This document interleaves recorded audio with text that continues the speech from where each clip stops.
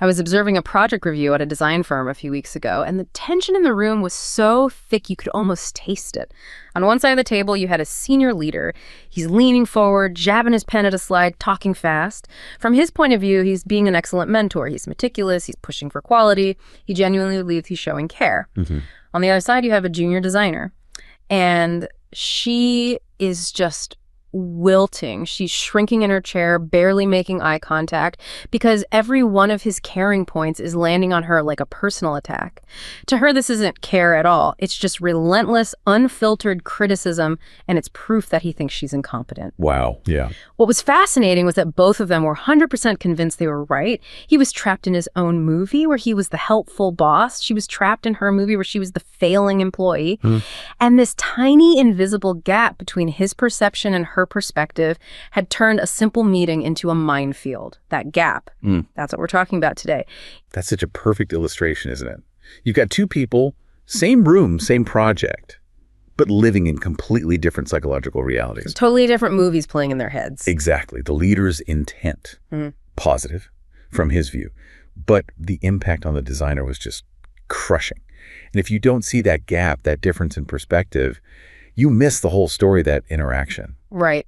And that's really our mission in this deep dive today. We want to get past the sort of fuzzy idea of empathy and really dig into the mechanics, the different dimensions, and the real-world impact of perspective taking. We call it PT. PT. We're going to look at how this skill actually develops, how things like structure, whether it's in a university course or, a big multinational company, how that structure can either help it grow or kind of hold it back. And how shifting this skill can actually move the needle on some really tough stuff like team performance or even high-stakes conflict. Yeah. We're thinking about this not just as some nice-to-have individual trait, but really as a critical resource for organizations, for teams. Understanding its complexity is key. Okay, so let's start with the basics. What is perspective taking? Because I think people often mix it up with just, agreeing with someone or maybe just listening passively. Right, like just nodding along. Exactly. But PT is way more active than that. It's really the cognitive ability to understand and then consciously incorporate someone else's viewpoint, their thoughts, their feelings, maybe their motivations, into how you communicate. So it's not just I hear you, it's I hear you, and now I'm adjusting what I say or do because I hear you. Precisely. You're actively using that understanding to engage more effectively. And it's deeply linked to our social development, our communication skills, the early developmental folks, Piaget, Mead, they talked about this. Right, those foundational theories. Yeah, they framed PT as this cognitive shift, moving from just focusing on me, the self, to a more complex understanding of me and you, the self and others. It's about crafting messages that actually bridge that gap. And that happens in basically every conversation we have. Pretty much every social exchange, yeah. You're constantly deploying this skill, whether you realize it or not. Okay, and the really crucial thing, I think, is that it's not like a switch, right? You don't just have PT or not have it. It develops. Absolutely. Developmental theory gives us this really clear staircase model.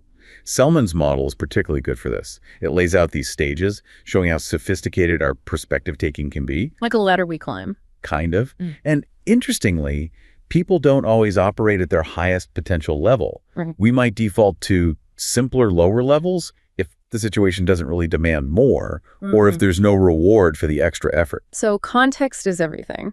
Context dependency is huge. You could have a really sophisticated thinker who, under stress or maybe doing some routine task, just reverts back to like a level 1 perspective because nuance just isn't needed right then. Okay, let's walk through those levels then, Selman's 5 levels. Yeah. Because I think they give us a kind of diagnostic tool for understanding conversations. Good idea. So level 1 is egocentric.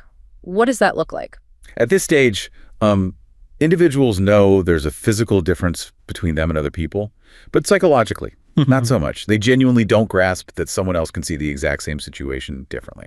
So in that design review example, the leader might be operating here if he literally cannot conceive that his feedback feels like criticism. Potentially, yeah. Or in team communication, it's just very directive, focused only on the speaker's needs, their tasks. Do this. There's no room for, well, how do you see it? Okay. Then level 2 is subjective, a small step up. A small step. Here, the person starts to realize, okay, other people might have a perspective. There's a possibility of difference, but they only relate that potential difference back to their own understanding. How so? They might say, yeah, I know Sarah's working on this too, but their communication is still really unilateral. It's all filtered through their own lens, their interpretation. They see differences possible, but it's not really a two-way street yet. Got it. So the door's cracked open, but no one's really invited in yet. That's a good way to put it. Then level 3, reciprocal. This sounds like where things start to connect. Yes, this is the first truly two-way level. Here, you recognize that you and the other person can genuinely see things differently, and you start to actually engage with those differences. So you might argue or agree or try to persuade. Exactly. You're acknowledging their viewpoint, maybe trying to influence it, maybe accepting it. You see individual value systems at play, but it's mostly focused on that immediate one-on-one relationship. It's like negotiating viewpoints directly. Okay. And then level 4 is mutual. What's the jump here? The jump is significant. This is where you get that crucial third-person perspective. It's sometimes called the generalized other. Like stepping back and seeing the whole interaction from above? Kind of, yeah. Or understanding the group context, the team norms, the shared expectations, the history of the relationship. You're not just seeing me versus you, you're seeing us within the system. So it's not just my colleague sees this project deadline differently than I do. It's our team culture values hitting deadlines above all else, and that's shaping how we both react. Perfect example. You need that system view to really understand the dynamics. You move from managing a dyad to understanding a whole network. That distinction feels really important for anyone leading a team. Absolutely critical. And finally, there's level 5, societal symbolic, the penthouse suite of perspective taking. Yeah, the broadest view. Here, you're considering yourself, others, the interaction, all within the massive context of society, culture, history, social norms. You understand that, society needs some shared viewpoints to function, but you also grasp the huge diversity of perspectives within that system, shaped by culture, power, background. It sounds incredibly complex, and you mentioned earlier this level is actually quite rare in everyday work or academic discussions. It seems to be, based on the research. Why? Well, it takes a lot of cognitive energy, constant reflection, deep self-awareness. Or the situation has to actively demand it, right? Like structured in a way that forces you to think about those bigger systems. Exactly. If you're just trying to get a report out by Friday, you probably default to the level that gets the job done most efficiently, which might be level 3 or 4. Level 5 is effortful. Which loops back to why understanding the factors that push us up that ladder is so vital. Right. #2, the multidimensional nature of perspective taking. Right. So we've got the developmental path. But what is PT actually made of in the moment? It's not just thinking. It's really multidimensional. We can break it down into, let's say, emotional, cognitive, and social components. Okay, let's start with the feelings. Emotional reconfiguration, you called it. Yeah. PT is deeply shaped by our emotional world, how we handle feelings, how we read them. There are 3 key bits here. Okay. First is emotional contagion. This is fascinating. It's basically how one person's emotions can trigger similar feelings in others, often without us even realizing it, like catching a mood. Oh, like when someone walks into a room happy and suddenly everyone feels a bit lighter, or the opposite. Exactly opposite too. Research shows this powerfully with leaders. A leader with a consistently positive vibe, their teams tend to coordinate better, have higher morale, just work more effectively. Yeah. Compared to teams led by someone, radiating negativity. That feeling spreads, it infects the system, and directly impacts how people interact and cooperate. So that stressed manager in the morning meeting, even if they say nothing, their anxiety could actually be making the team less productive just through this emotional osmosis. It's a real effect, a force multiplier, good or bad. The second piece is emotional regulation. Okay, managing our own feelings. Right. Your ability to handle your own emotional responses, especially when things get tough, pain, stress, conflict. This is crucial for PT. You have to regulate your own stuff so you can actually engage with someone else's difficulty without getting totally overwhelmed or just shutting down. That makes sense. You can't really step into someone else's shoes if you're drowning in your own emotional flood. Precisely.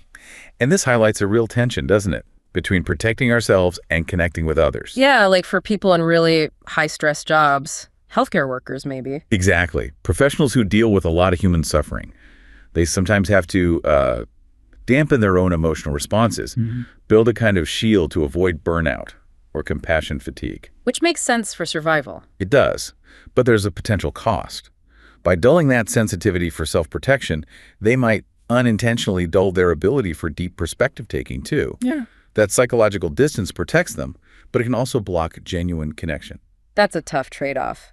Building a wall keeps the pain out, but maybe keeps connection locked inside, too. It's a difficult balance. And the third emotional piece is empathic accuracy. So how good are we at actually reading emotions? Exactly. The skill of correctly recognizing, processing, and figuring out emotional states in ourselves and in other people. If you misread the situation. Like, you think your colleague is angry, but they're actually just really frustrated about the deadline. Right. If you get that wrong, your attempt to take their perspective is going to be off base from the start. And lots of things can interfere with accuracy, stress, noise, maybe even cognitive biases. Okay, so that's the emotional core. What about the thinking side? Cognitive reconstitution sounds intense. It's basically the mental work involved. It's about rebuilding your understanding based on new information you get from the other person. It's a bit like cognitive restructuring in therapy, identifying your assumptions and reshaping them. And the first concept here is cognitive complexity. How complexly can we think? Yeah, it's your ability to see different facets of an issue, differentiate between them, and then integrate them. In a work context, think about juggling financial constraints, client needs, maybe ethical considerations. And trying to weave them all into one coherent plan. Exactly. Assessing all those competing perspectives and synthesizing them. Now, you'd think more complexity is always better, right? It sounds like it should be. But it gets tricky. Research actually suggests a caveat. Being too cognitively complex isn't always optimal. How so? Well, you risk analysis paralysis. Getting so caught up in seeing every single angle, every possible nuance, that you just freeze. You miss opportunities, delay decisions. Or maybe sometimes claiming complexity is a way to avoid making a tough call. That's certainly possible. The finding seems to be about finding the sweet spot. Enough complexity to grasp the situation, but not so much that it paralyzes action. Too much or too little can both lead to less effective, maybe even less moral outcomes in fast-moving situations. That's actually kind of reassuring. The pressure to always find more complexity isn't necessarily the answer. Right. And there's cognitive closeness. This is more relational. Feeling understood. Yeah, the perception of psychological intimacy. Feeling like the other person really gets you, accepts you, cares about you. And that matters for PT because it's foundational for trust. If you feel that closeness, you're way more likely to accept their perspective, even if you disagree with the facts, because you trust their underlying intent. So if I trust you mean well, I'm more open to hearing your difficult feedback. Exactly. And low closeness predicts rejection. If you want to foster PT on your team, building that sense of closeness maybe through shared experiences, showing vulnerability is crucial. It moves the relationship beyond just tasks. Makes sense. But what if I'm just overloaded, stressed out? That impacts things too, right? Which brings us to cognitive capacity. Absolutely. Our mental bandwidth is finite. When you're overloaded too much information, constant interruptions, looming deadlines, your ability to do complex PT just plummets. The brain simplifies under pressure. It does. It strips away the nuance, focuses on immediate, often egocentric tasks. You just don't have the mental space to carefully consider the subtle impact of your words on that junior designer when you're stressed about hitting a target. Okay, so we have motion cognition. What's the third dimension? Social and organizational familiarization. This puts PT firmly within the systems we operate in our workplaces, our teams. It's about how we navigate roles within those systems. Roles, like job titles? Titles, but also the unwritten rules and expectations that come with them. Two key ideas here are role-taking and role-making. These come up a lot in theories about leader-member relationships. Okay. Role-taking is kind of the initial phase. You start understanding that others have different roles, different perspectives based on those roles, and they might be very different from your own. It's about realizing the landscape of roles. And role-making. That's more active. It's where you consciously define and shape your own role based on all those cues, social, organizational, contextual. It demands awareness that these roles exist outside of you and require you to adapt your behavior, your thinking, your communication. So it's not just accepting the job description, it's actively performing the role in a way that fits the context. Exactly. And this leads right into interpersonal influence. PT helps us figure out whether taking someone's perspective is actually going to be beneficial or risky in a given social setting. How so? Think about making a mistake at work. Expressing genuine guilt afterwards can actually improve the relationship. Why? because that guilt signals you've successfully taken the other person's perspective. It shows you understand how your actions affected them. Right. It validates their experience and shows you care about their viewpoint. So PT becomes this tool for navigating the social risks and rewards within an organization. Tag 3Pre, the impact of structure on learning and perspective growth. Okay, so PT develops. It has these different dimensions. Yeah. But can we actually train it? Can we just tell people, hey, try to see things from their side more and expect it to happen? Well, the research suggests maybe not that easily. Motivation helps, sure, but a really powerful driver seems to be structure, the environment itself. Structure, how does That's that... a great study that looked at this with students in online discussions over a semester. They compared 2 different setups. Okay. First, you had unstructured discussions. Think basic chat rooms, forums, very few rules. Yeah. Topics just popped up whenever students needed something, usually very task-focused. How do I upload this? When is this due? Right, very functional. Then you had structured discussions. These were designed differently. There was a weekly question, usually theoretical, posed by the instructor. Students had to participate, engage with a certain number of peers, and there was a moderator guiding the conversation, keeping it focused on reflection. So much more intentional. And what happened? This is the really key finding. The level of perspective-taking students showed in their messages. It changed significantly over the semester, but only in the structured group. Wow, not in the unstructured one at all. No statistically significant change in the unstructured group. They pretty much stayed at the same level throughout. That's huge. It basically says if the environment doesn't specifically require and reward higher level PT, people just won't bother. It seems that way. It takes cognitive effort, right? Yeah. So why expend it if you don't have to? People tend to default to the path of least resistance. Okay, but what did the change look like in the structured group? Did they just get better and better? It was more dynamic than that, actually. It tells a really interesting story about how groups develop. How so? At the very beginning of the semester, most messages were low PT. Level 1, egocentric, lots of how does this work, what do I need to do? Which makes sense, right? They're figuring out the basics, their own role. Just getting oriented. Exactly. Then, boom, mid-semester, there was this big spike. Messages shifted dramatically towards the middle levels, subjective, reciprocal, and even mutual, level 4. Why then? Because by then, roles are clearer, maybe some disagreements have surfaced in managing, and the structure is forcing them to interact, share complex ideas, respond to each other thoughtfully to actually get the work done together. Higher PT becomes necessary for collaboration. Okay, so the structure demands it, and they rise to the occasion. But did it stay high? Interestingly, no. Towards the very end of the semester, those higher levels dipped again. They shifted back towards more task-focused instrumental communication, lower level PT. Even though they'd shown they could do the higher levels, why regress? Deadlines, end of semester pressure. When the crunch time hits, the focus narrows right down to get this finished. Message becomes super functional, less about nuanced interaction, more about task completion. So organizational pressure can actually push down the level of perspective taking, even when people are capable of more. It seems to be a powerful demotivator for that complex social stuff. And did this difference in structure actually affect their learning? It did, significantly. In the structured class, the average PT level a student used was directly correlated with their final grade. It explained about 13% of the grade variance, which is pretty substantial. But not in the unstructured class? Nope, no significant link there. So what's the takeaway? It suggests that when you deliberately structure communication to require reflection, engagement with different ideas, theoretical discussion, not just tasks, you actually foster higher level PT.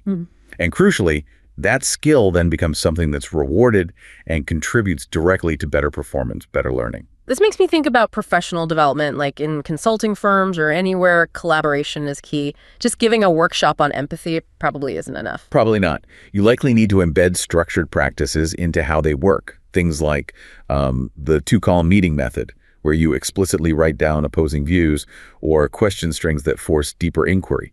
These structures make people do the cognitive work of PT. They force you out of that egocentric default by making engagement with other views a required step. Tag 5E, perspective taking in teams, and innovation. Right. And we can take this idea of structure into the corporate world, especially looking at innovation teams. Think about diverse teams, maybe in multinational companies with people from all different backgrounds. Yeah, lots of expertise diversity, as they call it, different skills, different ways of thinking. Exactly. Yeah. And that diversity creates this thing called the innovation paradox. Okay, paradox. Sounds like it cuts both ways. Diversity is good for innovation, but also bad. Precisely. It's great for the first part. Differentiation. Generating lots of unique creative ideas because people are coming from different places. Makes sense. More angles, more possibilities. And it makes the second part much harder. Yep. Integration. Yeah. Actually taking those diverse ideas and bringing them together into something workable. People, especially with deep technical expertise, can sometimes unconsciously dismiss ideas from different fields. Right. Like the engineers think the marketing input is just fluff, or the finance team shuts down a creative idea because it looks risky on paper, and then nothing actually gets implemented. That's the danger. And this is where team perspective taking comes in. It's not just individual PT, but an emergent team capability. The team as a whole getting better at seeing different views. Yeah, the collective process of sharing, communicating, and really integrating everyone's perspectives. Teams that develop high team PT can actually bridge those gaps caused by diversity. They can harness the cool, different ideas and figure out how to make them real. Okay, but how do you get a whole team to do that? Especially when they're busy and stressed. Does leadership play a role? A huge role. And this brings us to a really interesting leadership style. Paradoxical leadership, or PL. Paradoxical, like the innovation paradox. Similar idea. These leaders manage contradictions. The definition is something like using seemingly competing yet interrelated behaviors to meet structural and follower demands simultaneously. It's all about the both and. Okay. Less either, more yes and. Exactly. It rejects those false dichotomies leaders often face.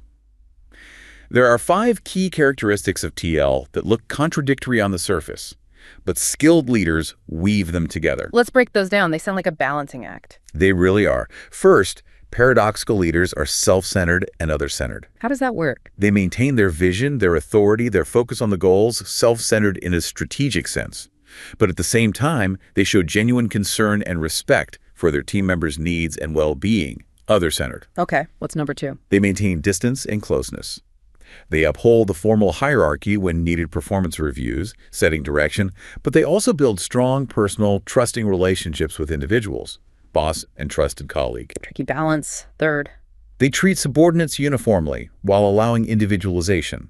They apply rules fairly, avoid obvious favoritism, but they also recognize individual differences, needs, maybe cultural contexts, and adapt assignments or support accordingly. Super important in global teams. Right. Global standards, but local sensitivity. Okay, 4th.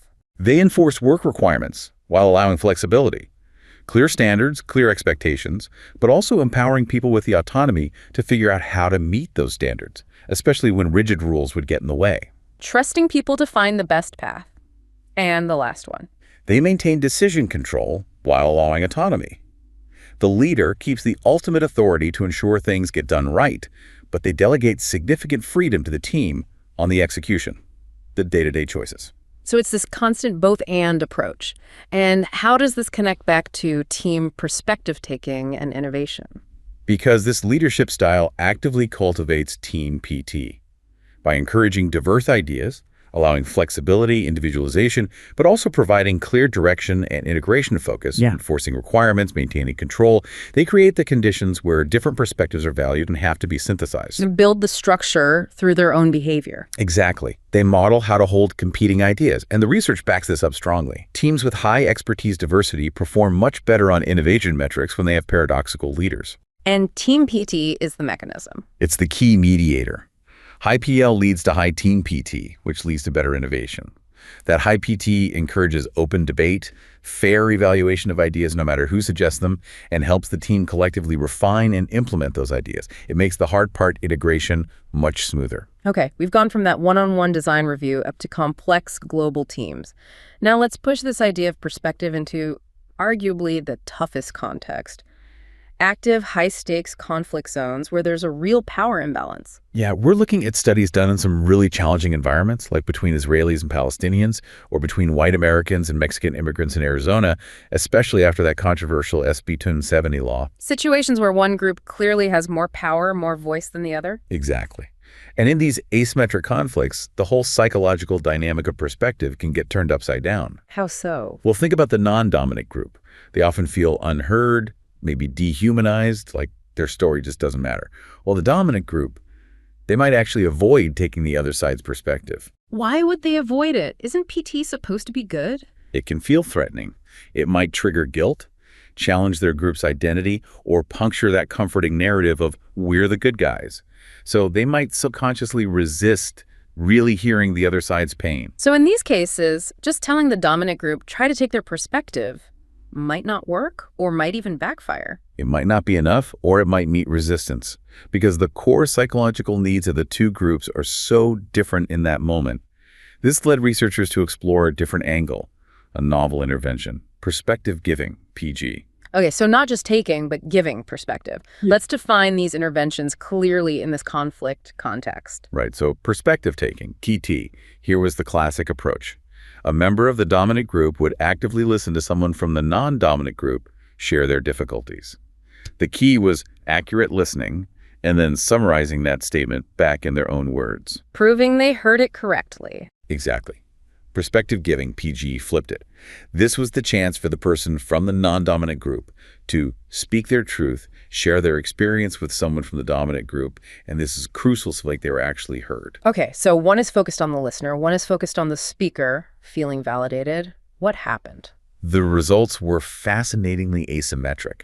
They completely depended on which group you were talking about. Let's start with the dominant group, the white Americans, the Israelis. What worked for them? For them, doing the perspective taking, actively listening and summarizing led to a greater positive change in their attitude towards the other group compared to when they were the ones being listened to. So listening helped them change their minds more than speaking did. Why? The analysis suggests it's linked to feeling empathetic towards their partner and feeling more willing to meet them again.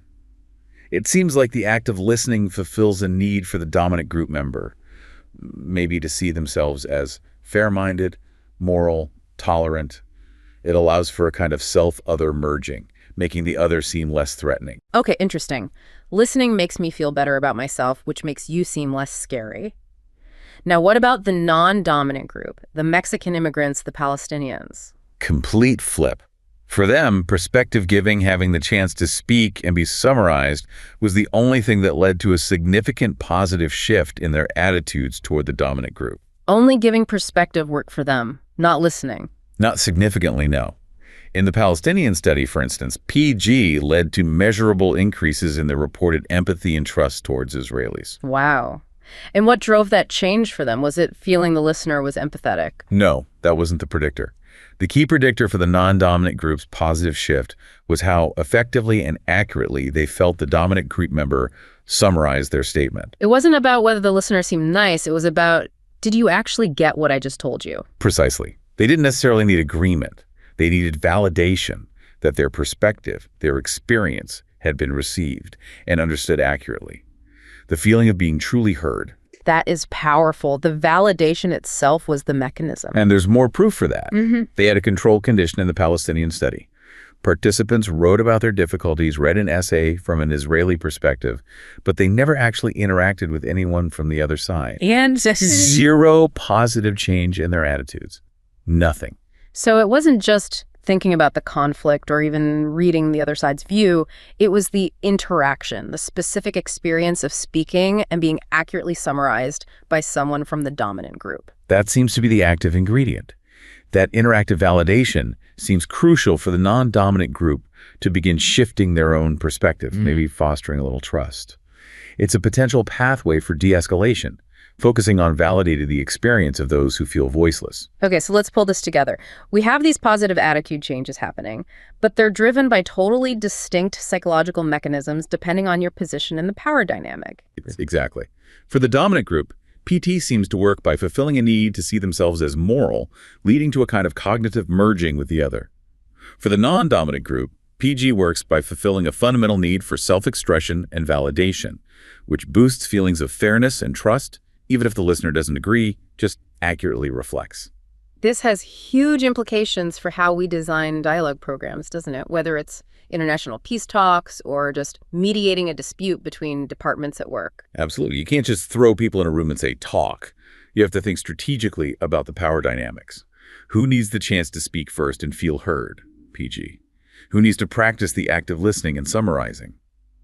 Engineering the interaction based on those different needs seems critical to getting positive outcomes for everyone involved. It's that targeted application of structure again. So, looking back across everything we've discussed, it's clear that perspective taking is so much more than that simple phrase, walk a mile in their shoes. Yeah, it's way more complex. It's a skill, something you can actually develop, built on these emotional foundations, cognitive processes, social awareness, and it unfolds in stages. And its effectiveness is just so context dependent, isn't it?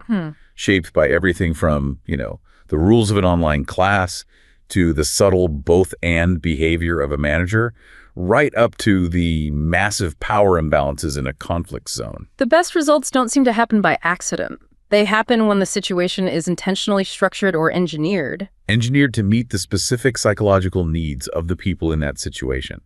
Whether it's the need for integration in that diverse innovation team or those very distinct needs the dominant groups need for a moral self-image versus the non-dominant groups need to finally be heard and validated. The intervention has to fit the context. Which brings us right back to where we started that tense design review. That invisible gap between the senior leader's care and the junior designer's feeling of criticism. Maybe the fix wasn't just be nicer. Maybe it required a really targeted approach. Perhaps the leader needed to consciously practice PT, really listen to understand the psychological impact his words were having, maybe summarize her feelings back to her. And perhaps the junior designer, maybe feeling powerless in that dynamic, needed the PG experience, the psychological safety of feeling truly heard, having her perspective acknowledged even if you didn't agree with all of it, to overcome that fear and feel like her viewpoint actually mattered. Using the right perspective tool for the right person in that specific context. Maybe that's everything.